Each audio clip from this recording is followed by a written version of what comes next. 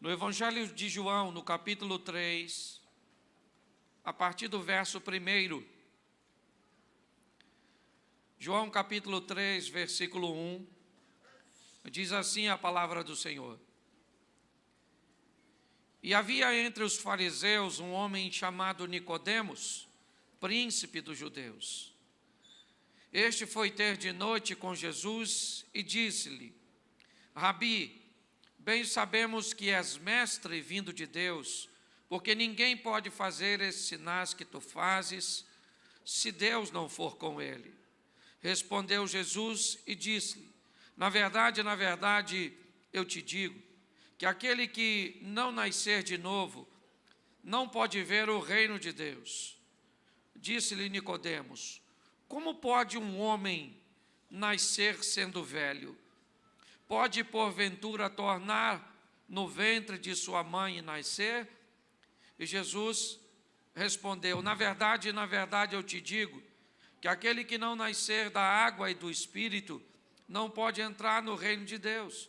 O que é nascido da carne é carne, e o que é nascido do Espírito é Espírito. Não te maravilhes de ter te dito: necessário vos é nascer de novo.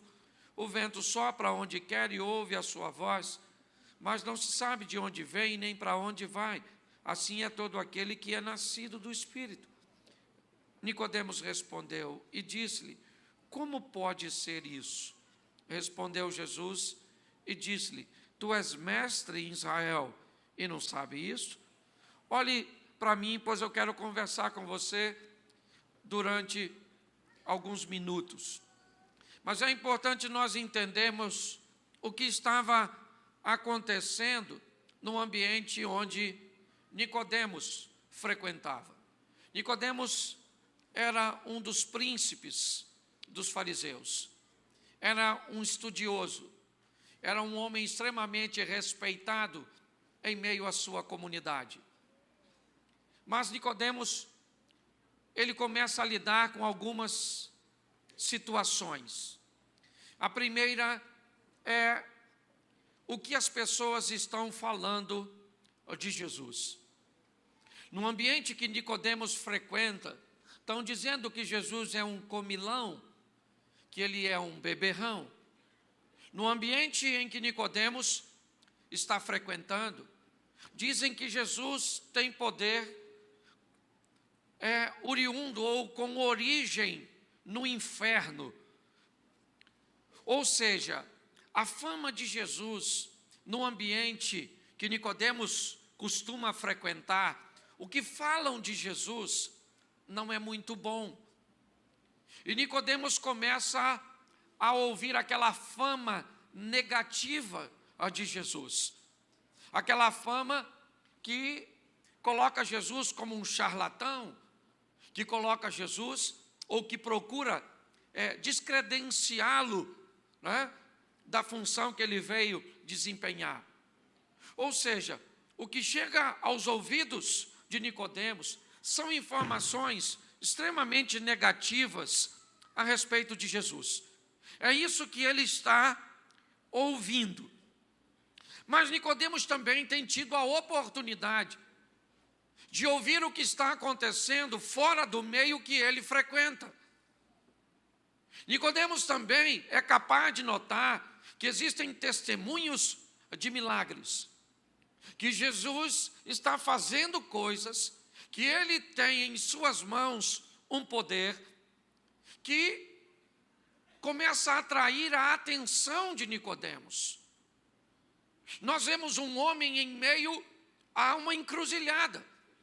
De um lado ele ouve o que seus amigos da sinagoga e as pessoas que não simpatizam com Jesus, ele ouve falar mal de Jesus.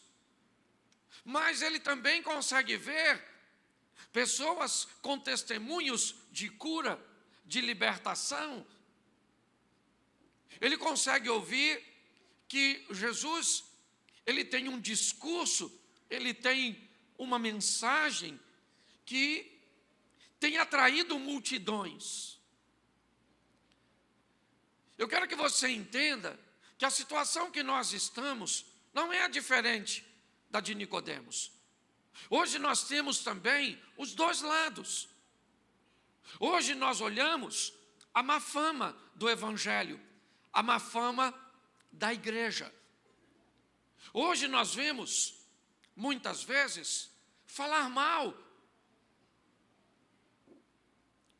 Quando nós olhamos para a igreja hoje, ou seja, aquilo que representa, né, a palavra de Deus e o próprio Deus, nós começamos a ver que as notícias em torno da igreja não são boas. Nós ouvimos que líderes religiosos se aproveitam da boa-fé das pessoas para tirar de pessoas coisas. Nós vemos líderes religiosos, né, seja ele com notoriedade nacional ou apenas numa igreja local, se tornando um arbitrário, envolvidos em histórias escusas, relacionamentos inadequados. Qual é a função? É a mesma desta época. É jogar lama no nome de Cristo. É descredenciá-lo. É tentar dizer que ele não é bom, que não é verdadeiro, que é duvidoso, sabe? É criar algum desconforto em torno disso. Mas, inevitavelmente também, nós conseguimos enxergar quem procura se aproximar e ver mais de perto. O que Cristo está fazendo na vida, na família, na história de pessoas. Também é possível observar os milagres que Ele está fazendo. Os casamentos que Ele está restaurando. As curas, a prosperidade que Ele tem trazido e a restauração para algumas pessoas. Então, grande parte dos ouvintes, e talvez alguns deles estejam aqui hoje nas dependências da igreja, se deparam com duas histórias. A história dos aproveitadores, a história que mancha o nome de Jesus, que denigre o nome dele, mas também uma história positiva, de milagres, de conquista, de realizações, de testemunhos, de transformação. Nicodemos se depara com essa situação.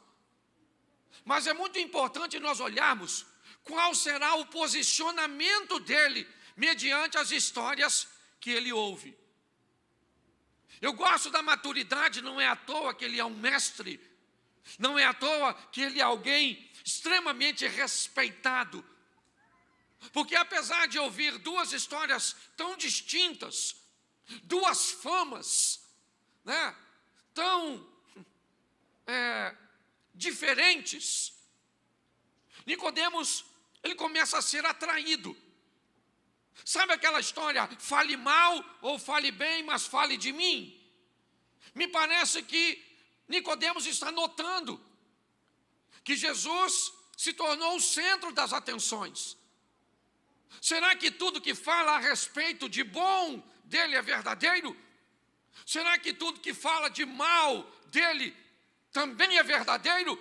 O que se faz quando não se sabe a verdade de fato? Vai olhar mais de perto. Nicodemos, ele vai procurar Jesus. Por quê? Porque tem algumas coisas que estão desconexas. Sabe? Jesus está sob uma plataforma, é verdade? E para algumas pessoas aquilo é extremamente desagradável.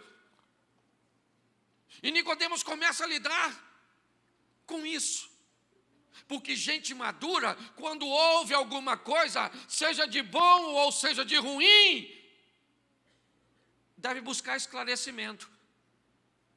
Nicodemos vai procurar Jesus, sim, com algumas dúvidas, com alguns questionamentos, é verdade.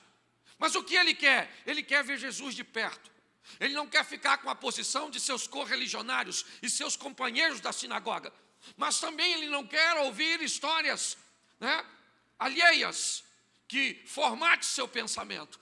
Ele quer procurar Jesus. Mas como? Ele é um dos principais da sinagoga. Se descobrirem que ele, como mestre entre os fariseus, procura Jesus, vai ficar feio para ele. Provavelmente, ele vai ser descredenciado no meio da sinagoga. você pode dizer para mim assim, mas que dane-se. Se é para procurar Jesus, que ele vai lá. Não, não pensa assim não. Porque Nicodemos é tão maduro que ele consegue entender que se tudo aquilo é verdade, o pensamento da sinagoga precisa mudar. O pensamento daquelas pessoas que estão falando mal de Jesus precisa ser revisto. Ele poderia procurar Jesus durante o dia, sim ou não? E isso chegaria na sinagoga e o pessoal nem iria ouvi-lo mais. Ia dizer, Nicodemos se corrompeu. Mas apesar de tudo isso, o que você está querendo dizer, pastor? Eu estou querendo dizer uma coisa. Eu sei que em todos nós, gente, em todos nós, na humanidade inteira, ao longo de todo o tempo, quando Deus criou o homem, Ele colocou uma lacuna que precisa ser preenchida de forma espiritual. Qualquer sociedade, em qualquer tempo que o homem existe, sempre, onde a religião aparentemente nunca chegou, você chegava lá, o cara adorava um rato, o outro um sol, o outro uma cobra, o outro uma vaca, o outro... Por quê? Porque no homem existe um vazio que só pode ser preenchido de forma espiritual. Olha só, isso é magnífico. E quando eu olho para essa situação, o que eu vejo? Eu vejo a nossa história. Por que você está aqui? Ah, pastor, pode falar sério? Eu estou aqui porque eu ouvi falar desse culto de segunda-feira, que dá muita gente, e eu gosto de tumulto, onde tem muita gente, eu gosto de estar presente. Isso. Não, pastor, sabe o que é? Eu escutei no rádio. Não, pastor, um amigo meu falou, eu nem conheço o senhor, mas disseram que o senhor é muito engraçado, então eu vim. Deixa eu falar uma coisa para você. Eu não sei a desculpa que Deus arrumou para te trazer. Mas eu só sei de uma coisa. Você só está aqui porque Ele resolveu que você viria aqui hoje. A desculpa que Ele te deu, eu não sei. Você pode falar, foi encher a minha paciência. Eu nem queria vir, eu nem gosto de crente. Sabe? Mas ficaram, vamos lá. Eu vim por causa de um chato. Você pode ter certeza que você está chamando Deus de chato. Porque você só está aqui, por quê? Porque Deus resolveu que hoje te traria neste lugar. Porque você não vai conseguir me convencer que tendo um reino paralelo espiritual e tendo um rei das trevas, que provavelmente fez de tudo para impedir você de chegar aqui, certo? E Deus não deixou, às vezes, você nem perceber. Você falou assim, hoje deu tudo certo para me vir aqui. Porque você não viu o mundo espiritual se movendo a seu favor. Você não viu anjos pelejando, desobstruindo, entrando com providência. E Deus dizendo, eu quero ele hoje lá, entendeu? É assim, você não está aqui por acaso. Deus está no controle de todas as coisas. Porque todo aquele que invocar o nome do Senhor será salvo. Como, pois, invocarão aquele em quem não creem? E como crerão naqueles de que não ouviram? E como ouvirão, se não há quem pregue? E como pregarão, se não forem enviados? Como está escrito, quão formosos os pés dos que anunciam o evangelho de paz, dos que trazem alegres novas de boas coisas. Mas nem todos têm obedecido ao evangelho, pois Isaías diz, Senhor, quem creu na nossa pregação? De sorte que a fé é pelo ouvir, e ouvir pela palavra de Deus. Romanos capítulo 10, versículo 13 ao 17.